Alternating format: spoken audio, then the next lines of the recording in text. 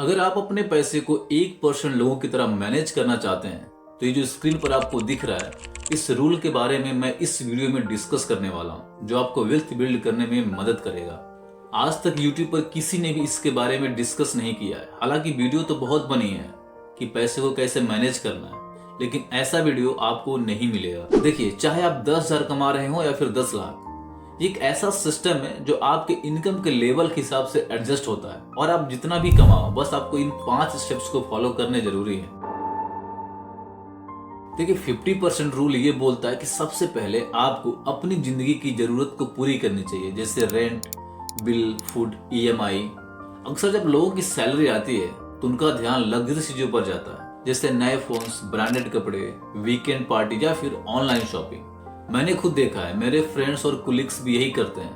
पहले full enjoy करते हैं, फिर महीने के एंड तक जब पैसा खत्म हो जाता है फिर दोस्तों से मांगना शुरू करते हैं। लेकिन जब महीने के एंड में रेंट, बिल और EMI का पेमेंट ड्यू होता है, तब टेंशन सबको शुरू हो जाती है। देखिए, सही फाइनेंशियल मैनेजमेंट का मतलब है कि सबसे पहले जो जरूरी है उसे सिक्योर करो, बाद में बाकी सब चीजों के बारे में सोचो। लेट्स से मान लेते हैं कि मेरी सैलरी 50,000 है। आपकी सैलरी कितनी है आप अपने अकॉर्डिंग कैलकुलेशन कीजिए। अब 50% रूल ये बोलता है कि मुझे 25,000 रुपीज अपनी सैलरी से खर्चे के लिए निकालनी है। अब इस 25,000 में मुझे रेंट या होम लोन EMI, खाना, बिजली, पानी, मोबाइल बिल और घर चलाने में जो भी बेसिक खर्चा है उसको पे करना है।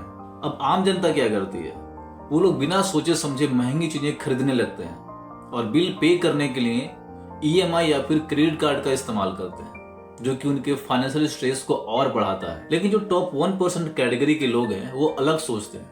वो लोग EMI लेने से पहले कैलकुलेट करते हैं कि जो EMI है वो उनकी सैलरी का 30 या 35% से ज्यादा ना हो। लेकिन अगर रूम का रेंट उनकी सैलरी के हिसाब से ज्यादा है तो फिर वे शेयरिंग में रहना पसंद करते हैं या फिर अफोर्डेबल ऑप्शन चूज करते हैं। देखिए, आज के टाइम में फूड एक्सपेंसेस भी बहुत बड़ा ट्रैप है। अब बहुत सारे लोग हर दिन स्विगी, जोमेटो से 500 से लेकर 1000 तक उड़ा देते हैं, जो कि महीने का 15,000 तक पहुंच जाता है। सब्सक्रिप्शन सर्विस भी आज के टाइम में बहुत बड़ा ट्रैप है। अब बहुत सारे लोग मल्टीपल OTT प्लेटफॉर्म्स का सब्सक्रिप्शन ले लेते हैं, जैसे अमेजन प्राइम, नेटफ्लिक्स, स्पॉटिफाई, जो कि महीने का 2,000 से लेके 3,000 तक पहुंच जाता है। लेकिन अगर देखा जाए तो एक्टिवली 1 या 2 ही यूज करते हैं।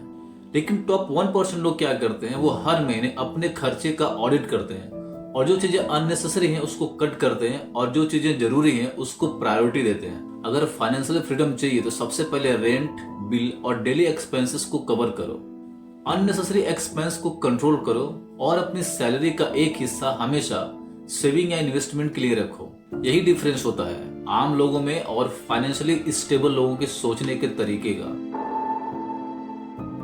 अक्सर लोग सेविंग को लास्ट प्रायोरिटी बनाते हैं, सबसे पहले खर्च करेंगे और उसके बाद जो बच जाएगा उसको सेव करेंगे। लेकिन हमारी प्रॉब्लम ये है कि हमसे कुछ बचता ही नहीं है सेव करने के लिए। सैलरी आई नहीं कि रेंट, EMI, शॉपिंग, डाइनिंग और एंटरटेनमेंट पे पैसा उड़ा देते हैं। और जब कोई इमरजेंसी आती है तो या तो किसी से उधार लेना पड़ता है या फिर क्रेडिट कार्ड का बिल आसमान छू लेता है। यही सबसे बड़ी गलती है जो लोग बार बार करते हैं।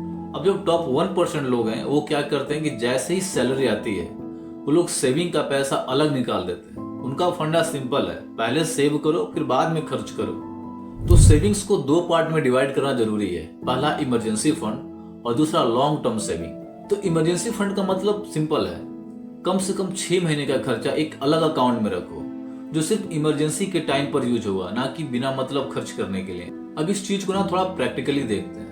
मान लेते हैं सैलरी 50,000 है तो आपको 15% साइड में रखना है, जिसमें 10% emergency fund plus 5% long term saving. मतलब हर मंथ आपको 5,000 रुपए एक दूसरे अकाउंट में डालना है इमरजेंसी के लिए, जो तब यूज होगा जब सच में कोई इमरजेंसी आए। उससे पहले उस पैसे को हाथ नहीं लगाना।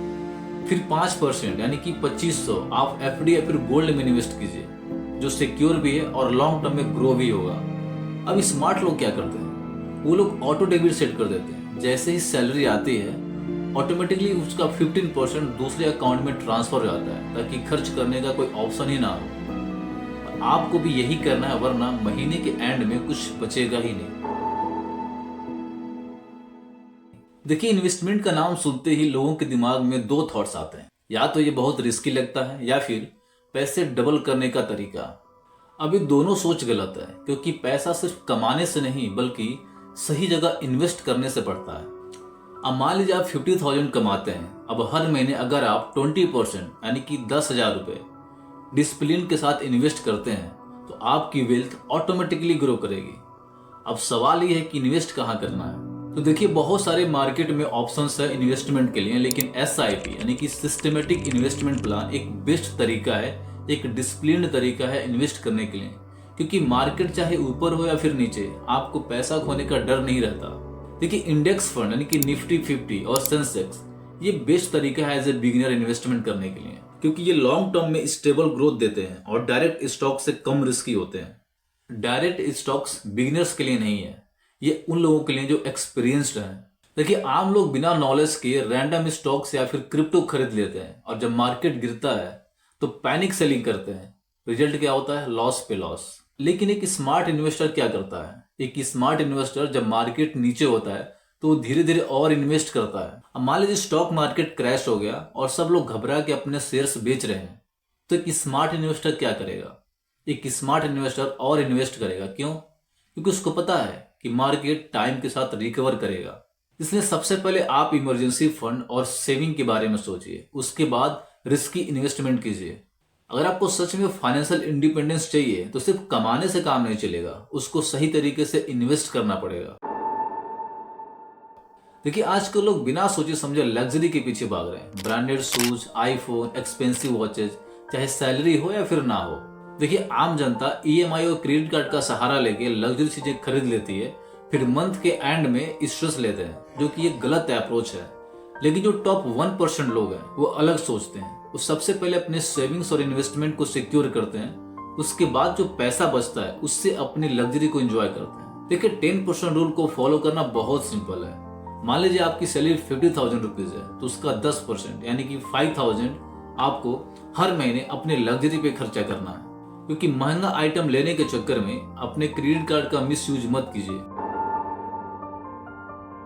देखिए, आम जनता क्या सोचती है कि आज पैसा कमा रहे हैं तो कल भी कमा लेंगे। अब ये सोच उनकी सबसे बड़ी गलती है, क्योंकि हर इंडस्ट्री बदल रही है, नई नई टेक्नोलॉजी आ रहे हैं और जो लोग नए नए स्किल्स को नहीं सीख रहे हैं वो धीरे धीरे इररिलेवेंट होते जा रहे हैं। आज जो स्किल डिमांड में है, हो सकता है कि 5 साल के बाद वो आउटडेटेड हो जाए। इसलिए जो लोग टॉप 1% में है वो लोग हर महीने अपने सेल्फ ग्रोथ पर पैसे इन्वेस्ट करते हैं। वो लोग कोर्सेस लेते हैं, नए बुक्स पढ़ते हैं, ऑडियो बुक्स और पॉडकास्ट सुनते हैं और नए नए लोगों से मिलकर नए आइडियाज एक्सप्लोर करते हैं। क्योंकि ये लोग जानते हैं कि फाइनेंशियल और करियर ग्रोथ के लिए कंटिन्यूअस लर्निंग सबसे ज्यादा इंपॉर्टेंट है। अब इस सिनेरियो का एक प्रैक्टिकल अप्रोच देखते हैं। अब हर महीने अपनी सैलरी का 5% अपने सेल्फ ग्रोथ पे इन्वेस्ट कीजिए। कोर्सेस ज्वाइन कीजिए, बुक खरीदिए। जो चीजें आपके लाइफ में इंपैक्ट डालती हैं उन चीजों को इन 5% में करना है। अगर आप पेड कोर्सेस अफोर्ड नहीं कर सकते हैं तो आप यूट्यूब का सहारा लीजिए, बहुत सारे फ्री रिसोर्सेस हैं उनका सहारा लीजिए। क्योंकि आज की दुनिया में जो चीज फ्री है वो नॉलेज है, बस सीखने का अप्रोच होना चाहिए। अब जो लोग टॉप 1 कैटेगरी में आते हैं वो लोग टाइम के साथ साथ अपने आप को अपग्रेड करते रहते हैं। सो आई होप कि आपको ये वीडियो पसंद आई होगी। अगर आपने इस वीडियो को यहाँ तक देखा है उसके लिए थैंक यू। और वीडियो अगर पसंद आई हो तो वीडियो को लाइक और चैनल को सब्सक्राइब कीजिए। मिलते हैं नेक्स्ट वीडियो में, तब तक के लिए धन्यवाद।